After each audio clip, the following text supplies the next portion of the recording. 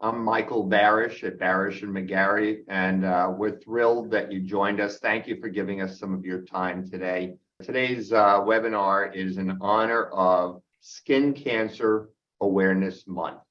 And it's quite shocking to us as the attorneys for the 9/11 community, just how many thousands of you have been afflicted by basal cell, squamous cell, and melanoma.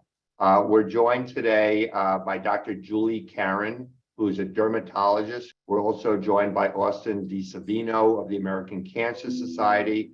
And we're going to be talking about skin cancers, about the importance of early diagnosis, which most of you know anyway, and also about the free World Trade Center Health Program and the Victim Compensation Fund. We're going to start with a short video, as we usually do, that just sets the table.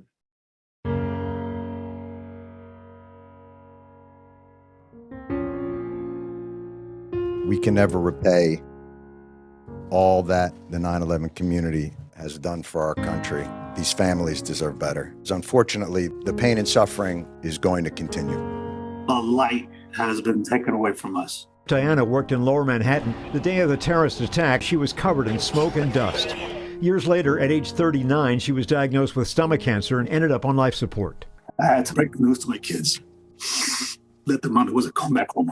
Many people who were near ground zero were exposed to asbestos, lead, and toxins in the dust. Roughly 500,000 people lived, worked, attended school, or volunteered in the exposure zone. And for many people, it's not a question of if they're going to get sick, it's a question of when. One of the really surprising things about our research is that an event in 2001 can continue to have echoes decades later, such that it is as though never smokers are smoking 2 packs a day. But for the people who lived and worked downtown, the federal government has created the health program and the Victims Compensation Fund. It is very important that every community member who lived anywhere south of Houston understands that you are covered. You are part of the group of people that have guaranteed health care if you have a 9/11 related disease. We take it personally. A number of people in my firm have gotten sick.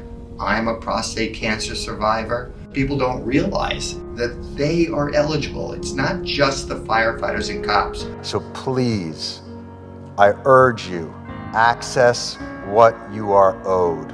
Think of it that this was something that your loved one would have wanted you to do.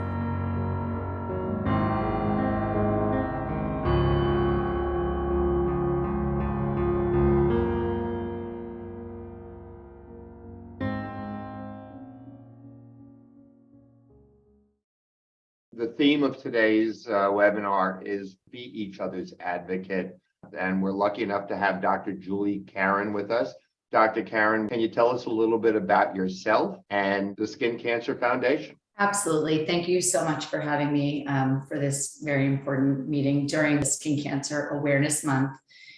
So I am in private practice in Manhattan. I actually practice with my sister, and we are both Mohs surgeons. Mohs surgery is a form of skin cancer that is commonly performed on lesions that occur in sensitive areas, either cosmetically or functionally, or very high-risk tumors.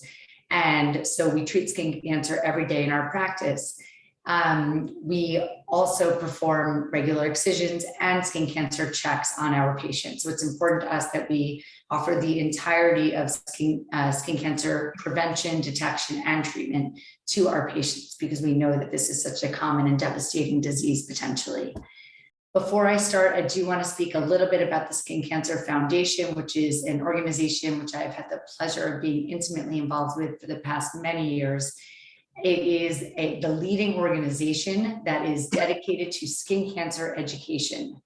Their mission is to save and improve lives by empowering individuals to take a proactive approach to skin cancer prevention in the form of daily protection, as well as be aware as methods by which early detection could be achieved, and ultimately the best therapeutic options when someone does suffer from skin cancer.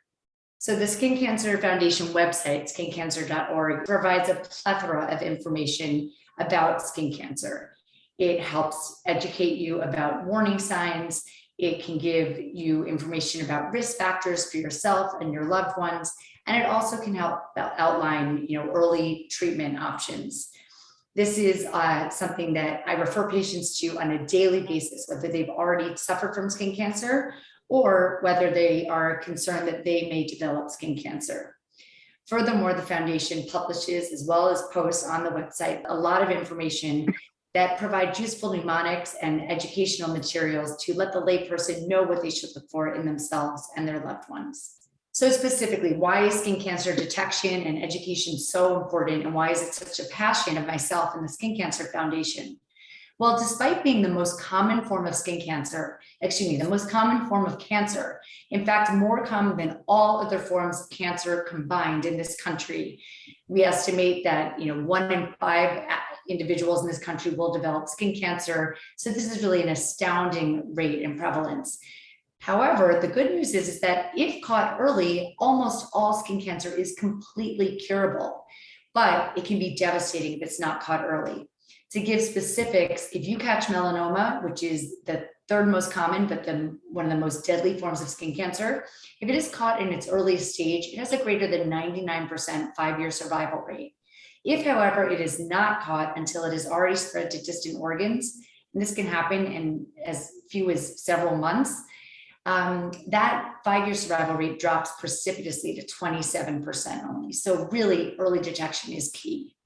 Moreover, skin cancer, unlike almost every other type of cancer, is a form of cancer that we can see. We often describe it as an arrogant cancer because it writes itself on the skin. And if you look for it and you see it, you can catch it early. You just have to look. And if you don't look yourself and get annual skin exams, you can miss it at its curable stage.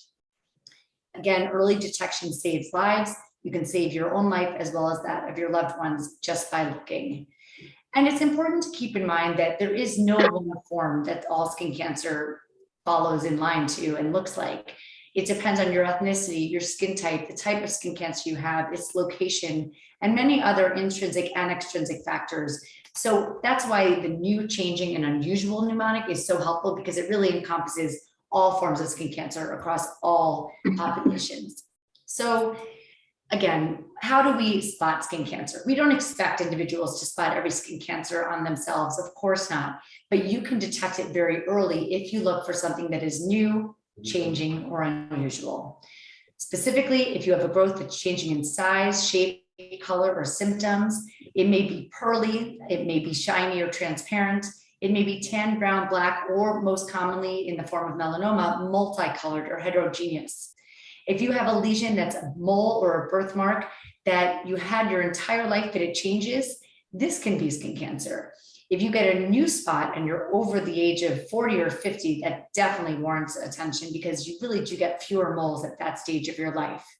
If you have a spot or sore that's itching, hurting, crusting, scabbing, or bleeding, definitely get it checked out. But please know that not all skin cancer, especially skin cancer in its earliest form, demonstrates these symptoms. They are typically asymptomatic, so do not wait for those symptoms to occur.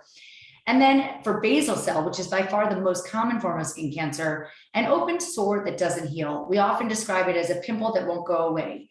If you get a pimple, that's fine, you're allowed to, but if it's still there 3 or 4 weeks later, you want to consider getting it evaluated. And then the initial mnemonic, before the Big C campaign, where we introduced new, changing, and unusual, we had this mnemonic that has proven useful for more than a decade now. It's called the ABCDEs of melanoma. A stands for asymmetry, a lesion that can't be folded on itself. The two sides just don't match. B stands for border irregularity. Rather than benign lesions, which tend to have smooth, round, or evenly contoured borders, melanomas or skin cancers will often have irregular, jagged, or indistinct borders. C stands for color variation, heterogeneity within a single lesion, not uniformly colored, but multiple shades of brown, black, red, or blue, or white. D stands for in the past diameter, more recently also incorporates dark. Again, melanomas do not need to be big or dark, but if you have a lesion that is bigger or darker than all of your other lesions, you do want to pay closer attention and get it checked out. Specifically, we say if a lesion is larger than a pencil eraser, it's more likely to be atypical. But again, melanomas can be very small, especially when they first occur. So don't use that as an exclusionary criteria. And then most important is E for evolving. If you see something that's changing in size, shape, color, or symptoms, that must get checked out promptly, because that means it already is in its evolving stage and potentially could be changing to something that's more aggressive or dangerous.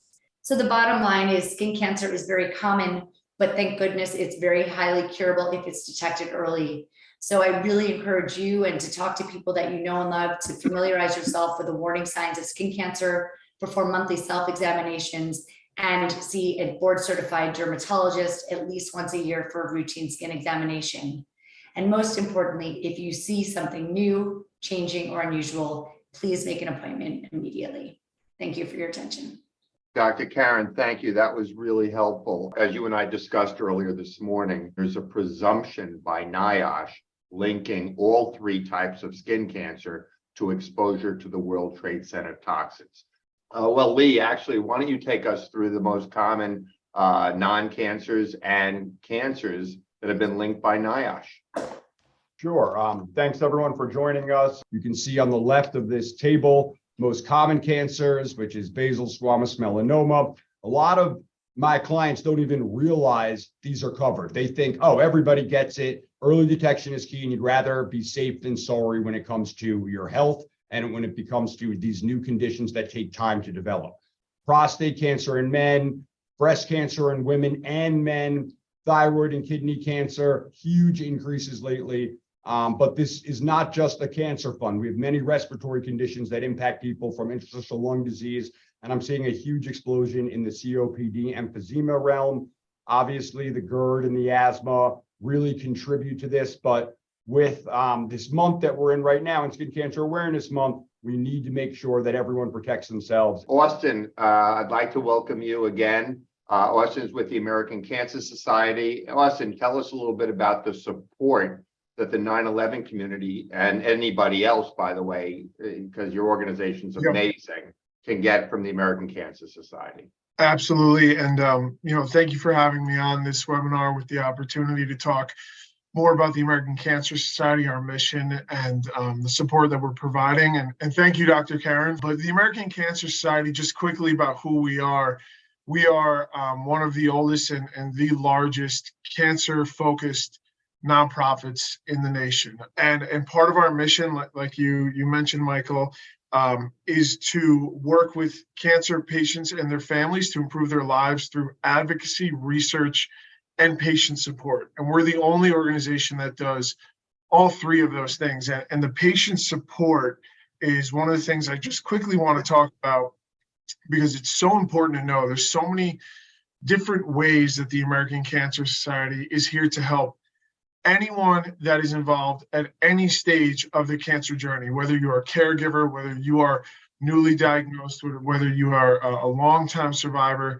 There's lots of different services and support that we offer. One of those is the Hope Lodge. We have over 30 Hope Lodges across the country, one of them being right here in New York City on 32nd Street.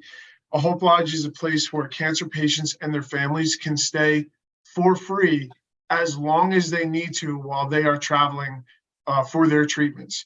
Last year across the nation, we supplied over 500,000 nights of free lodging. That's over $50 million in averted hotel costs. And our average stay is 26 nights. So if you can imagine having to pay for a hotel room in Midtown Manhattan to travel for your treatment for 26 nights in a row, that's just impossible. But one of our other programs is Road to Recovery, which is basically Uber for cancer patients. So you can call us and we will get you a free ride to treatment, because we know access to care is one of the biggest barriers in the cancer journey. So whether you're at a Hope Lodge, whether you're at home, no matter where you are, we will do everything we can to get you to a cancer treatment. Again, I can't say enough wonderful things about everything American Cancer Society does. Dom, would you tell us a little bit about who is eligible for the Zadroga Act and what the Zadroga Act is? Sure. Geographically, it's important to know that there is a difference for eligibility whether you are a claimant seeking compensation from the Victim Compensation Program, as opposed to somebody seeking health benefits from the health program. The exposure zone for the health program is larger. In the map that you see in front of you, the blue area is the area that would be eligible for health benefits. And the smaller exposure zone for the compensation program is just lower Manhattan, and it goes up to Canal Street. But the exposure zone for health benefits goes all the way up to Houston Street, and it extends to a portion of Brooklyn, as you can see in the map, because it extends 1.5 miles in that direction from Ground Zero. So downtown Brooklyn is part of the exposure zone eligible for health benefits.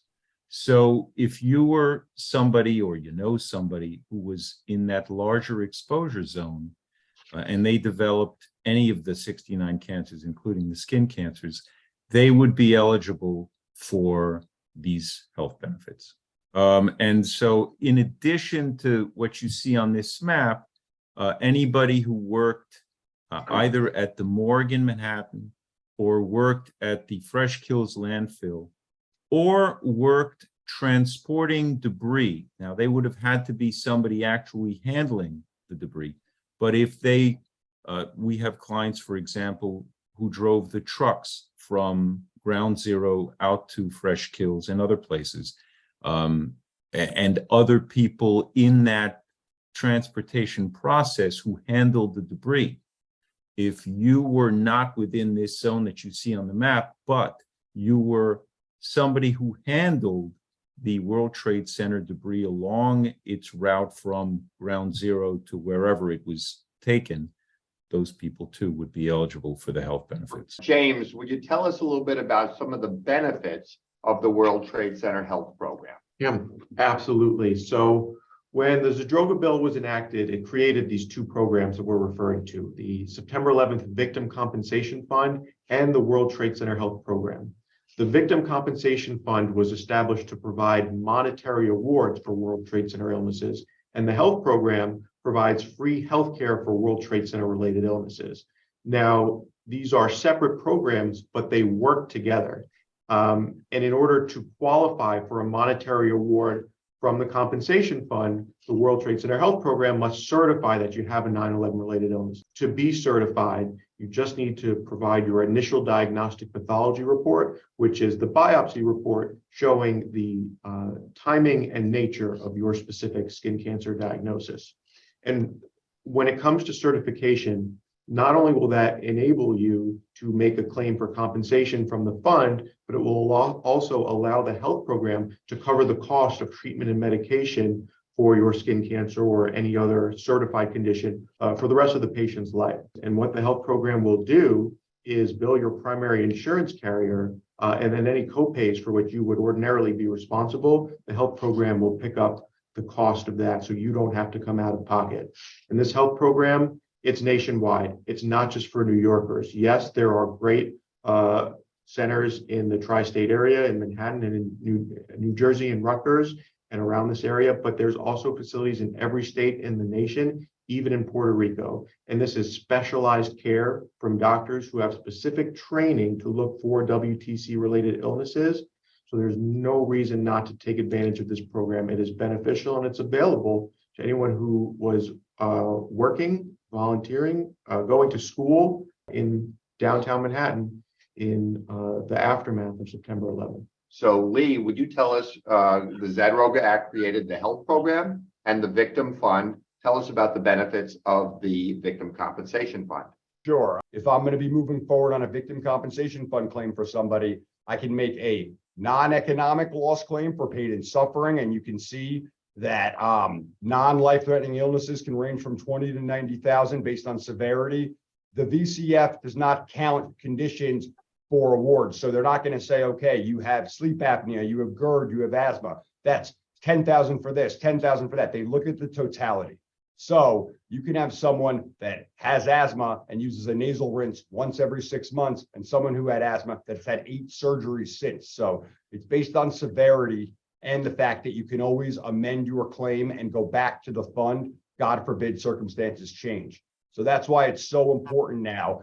So I have many clients that got an award for their non-life threatening illnesses like asthma and sleep apnea and GERD, and now they're getting diagnosed with cancer. And you can amend your claim for an increased award based on this. And that's why we want to spread the word and make sure that people take advantage of these programs. Other than a non-economic loss claim, we can make an economic loss claim, which is for loss of earnings, because many of these cancerous conditions, non-cancerous conditions, cause you to lose employment and you are out of work. So if you have a disability determination that supports that, we can make a loss of earnings claim for you and get you back that income that you can't make because of your condition. We want you to protect your family, and we want you to do this and take advantage of these benefits. There are many other benefits associated with out-of-pocket medicals. If you're not in the health program, save every receipt. Once you're in the health program, the Victim Compensation Fund expects you to be covered by the health program. So if you're not in the program yet and you've had surgery, save every receipt because you can make an out-of-pocket medical expense claim. Dom spoke to you about terminal expedite claims that the Victim Compensation Fund offers, because there are ways we can avoid the health program. If you have a disability and you can't walk up and down steps, we can make a hardship claim for you to go right to the VCF because you can't go to the facility. So the Victim Compensation Fund is an amazing program that has certain circumstances set up because they've been doing this and see that every individual is different, either going through treatment or their exposure. Not everybody is the same, and that's why this program is unbelievable. Also, it's tax-free, and my partner Dana is going to discuss the benefits of a deceased claim, because God forbid someone who could have passed away from a 9/11 related condition even before this fund was set up. Their family and estate still qualify. If you know someone that got an award while they were alive and then they passed from that 9/11 condition, your family, your estate can make an additional claim. So these benefits are unbelievable, and this is a permanently funded program. Dana, tell us about what benefits are available to families who lose a loved one. Thank you, Michael. There are so many resources that are available to people who are living with cancer, and it's important to know that there are also benefits for the families when someone passes away from their cancer. More people have now died of 9/11 related illnesses than died on 9/11. And sadly, it is a very grim reality that we deal with. And for all of us who were down there, and that includes many of us on this panel who lived, worked in downtown Manhattan, it is very important that we understand what our families are entitled to if something were to happen to us. The Victim Compensation Fund provides compensation. So even if, whether or not the victim made a claim during their lifetime for their illness, the family will have the right to bring a claim for wrongful death. If the personal injury claim was not brought during the person's lifetime, the family will bring that part of the claim as well. So there will be a personal injury claim and a wrongful death claim for what happened to that person. The Victim Compensation Fund awards compensation for the victim's pain and suffering, for the family's pain and suffering. So if there was a spouse, for her losses, if there were dependent children, for their losses, it will reimburse burial costs. It will reimburse lost household services. And where someone has lost income, it will reimburse that lost income that now the family doesn't have anymore. So these awards can range from several $100,000 to several $1 million. It really depends on the factors, the makeup of that family, how old the person was, how many people were financially dependent upon that person, what the earnings of that person were. So a lot of factors go into that determination, but it is a very important thing for families to be aware of. And so it's up to us now to make sure that our families know. And if we know someone in the 9/11 community who lost someone years ago, it's not too late for them to make a claim and talk to them. You know, cancers were added relatively recently, but people who passed away from cancer in 2006, 2007, 2008, 2005, you know, they are eligible. Their families can make a claim, and it is not too late. That's great. All right. And Dom, can you give us some recommendations what everyone should do now? Sure. The biggest thing that we can all do for our families is tell them about this program, the compensation program. You'd be amazed how few people know about it. The government doesn't do anything to advertise this program. So it's left to the 9/11 community to spread the word. You know, Dana just brought up a very good point. When she says 2005, 6, 7, that's because the cancers were not eligible conditions back then. So people who passed away from these eligible conditions did so at a time when their families couldn't have brought a claim. So the biggest thing you can do is to tell your family about these rights. If you develop one of these awful conditions, tell your family that, heaven forbid, you should ever pass away from that condition. They have these rights with the VCF that they can make these claims that Lee and Dana described. The next thing that you can do is you can help them to gather the proof now to support those claims. We were talking a little bit before about the proof of presence. That might be, if you were a resident, that's proof of residency. If you were employed in the exposure zone and the company that employed you is still around, get a letter from them describing that you were there during the exposure period, that you were a full-time employee of that employer, that company. Get that letter now, show it to your family, put it someplace where they know it is. If you were in school, get a school transcript that proves that you were attending school back then. Or if you were a teacher at a school, get a letter from your employer that you were working there. Or if you work for the city, for one of its many agencies, get a letter from that agency confirming that you were a full-time employee whose place of employment was within the exposure zone during these time periods. Or if your family is going to have to rely upon affidavits from people who are eyewitnesses to your presence, you know who those people are. You know who you were with back on 9/11 and during the 8.5 months after. It would be much harder for your family to reconstruct that. So get those affidavits now and give them and put them aside and show your family where they are. And the other thing that you can do besides assembling the proof that they would need to make a claim is, get a will.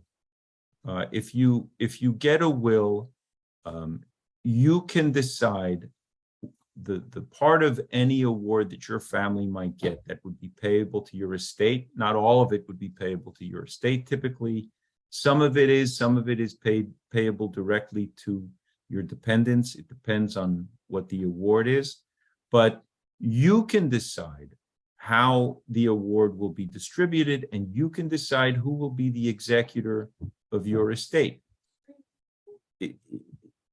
You would be doing, trust us when I say that it's better for you to make those decisions now, to appoint your executor and to decide how you want some of these funds distributed. So we recommend that everybody get a will. Those are the things that you can do for your family now. Tell them about the VCF, gather the proof they would need to support the claim, and get a will. Doctor, I'm going to leave you with the final words. Well, thank you. It truly has been my honor to participate in this and the amazing work that you are doing, and particularly as a representative of the Skin Cancer Foundation, which is truly dedicated to saving lives. The last thing that I would like to say is that skin cancer ideally should never kill another person again one day. We should reach a point where it is almost completely preventable at its latest stage, but that can only be achieved if people are vigilant, if people seek healthcare for lesions that might concern them and themselves and their loved ones. So please check yourself and bring it to attention anything that's new, changing, or unusual, knowing that if you catch it early, you can indeed survive what can otherwise be a very devastating disease. As we said earlier, be each other's advocate. Help spread the word about the free World Trade Center Health Program in particular. Good night, everyone.